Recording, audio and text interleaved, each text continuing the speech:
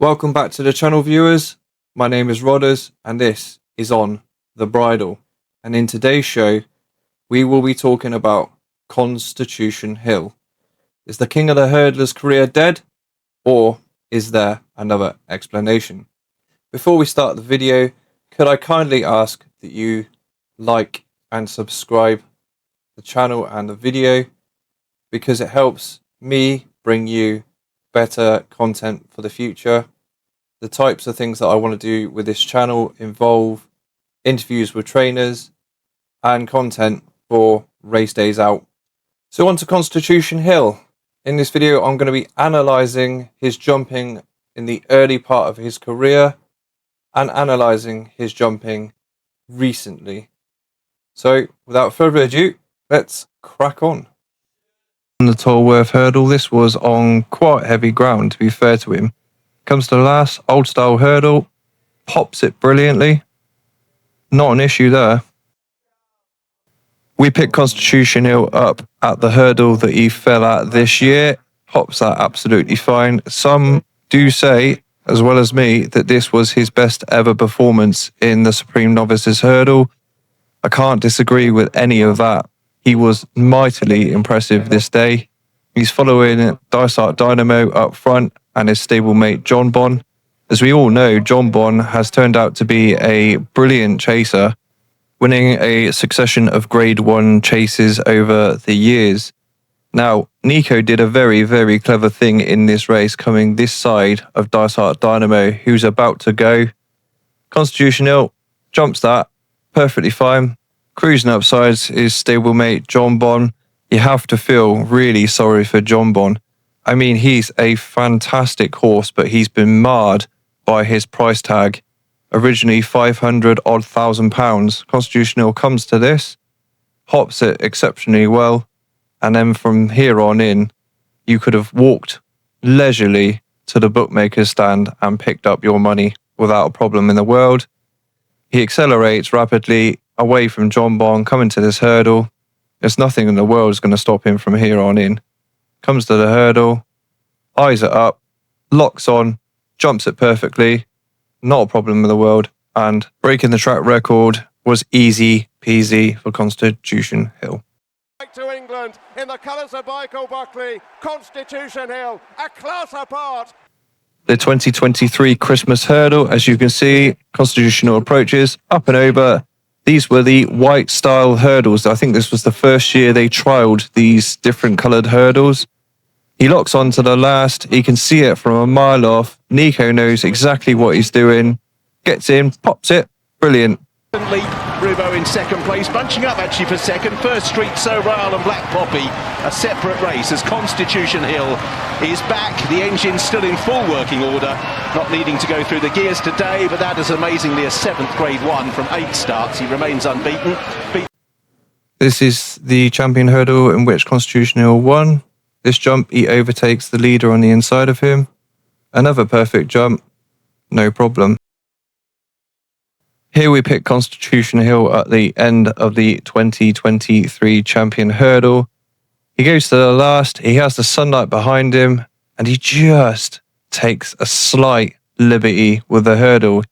He's a smart horse, and he managed to shift his weight just so he could land. And Nico must have been counting his lucky stars that he didn't go on the floor there. It's quite a hairy one, but as ever, talent always wins out, and he strides up to the line here, breaking another record, which was quite a feat. And yep, an unstoppable monster. Is at Aintree over the old style hurdles. This is the Aintree hurdle. Horse locks onto the hurdle, pops it brilliantly. They are the old style hurdles with the white wrap on them. Not a problem. Same race, same style of hurdle. Goes in, pops it, gets away quickly. Perfect example of a jump. This was the Christmas hurdle of 2024. He was quite ring rusty this day. He took off a mile from a hurdle earlier on in this race. Gets into this one. Kind of pitches when he lands, but not that it matters.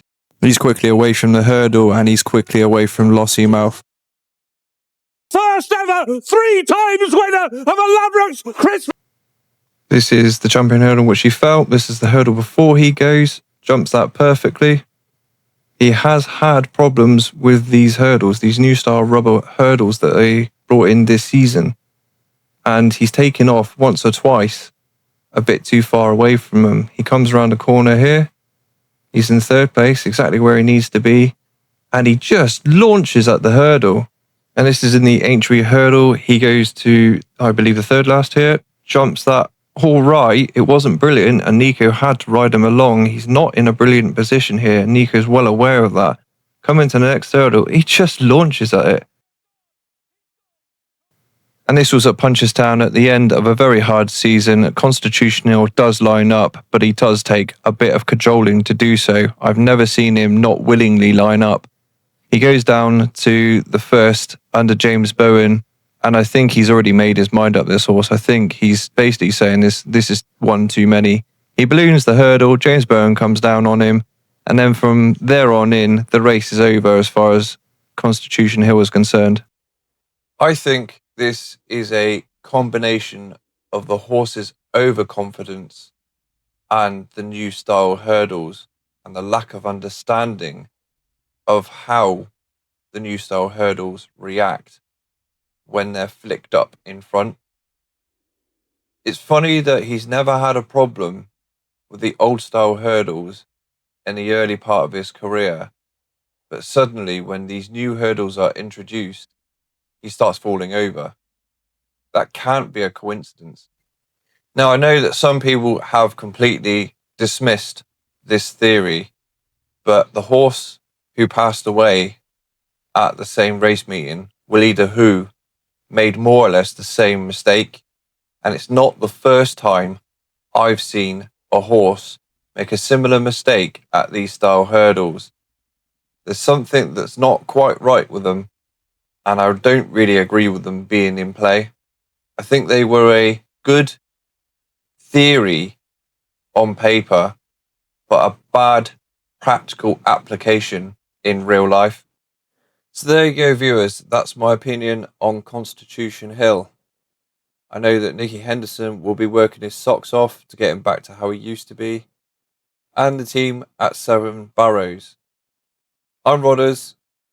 This is On the Bridle, and until next time, stay safe.